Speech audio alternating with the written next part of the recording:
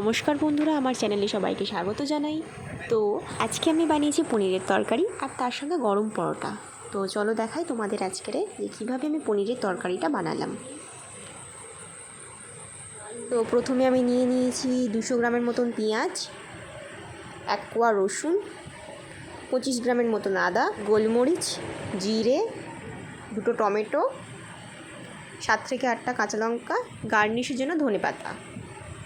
তো প্রথমে আমি কড়াটা গরম করে নিলাম আর তার মধ্যে দিয়ে দিয়েছিলাম আমি বাটার।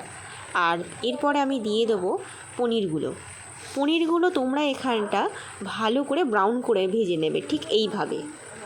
আমি এখানে নিয়ে নিয়েছিলাম 200 গ্রাম পনির। তো তার জন্য আমি এখানে 100 গ্রামের মতন পেঁয়াজ নিয়েছি, যেটা আমি ভাজছি এখন।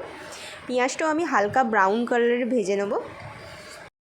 এর মধ্যে এবারে আমি দিয়ে দেবো বেটে রাখা মশলাগুলো ভালো করে, তারপরে নাড়িয়ে চাড়িয়ে এর মধ্যে দিয়ে দেবো টমেটো কুচি, কাঁচা লঙ্কা কুচি এবং সামান্যতম নুন। তারপর ভালো করে কষিয়ে নিতে হবে এই রকমভাবে।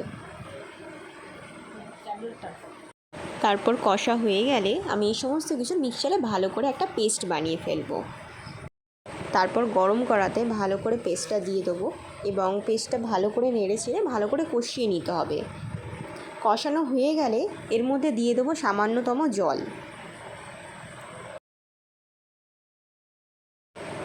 তারপরে ভালো করে জলটা যখন ফুটে উঠবে তখন এর মধ্যে দিয়ে দেবো পনিরগুলো, যেগুলো আমি ভেজে রেখেছিলাম। সেই ভেজে রাখা পনিরগুলো এর মধ্যে সমস্ত কিছু দিয়ে আবার ভালো করে ফুটিয়ে তারপর নামিয়ে নেবো।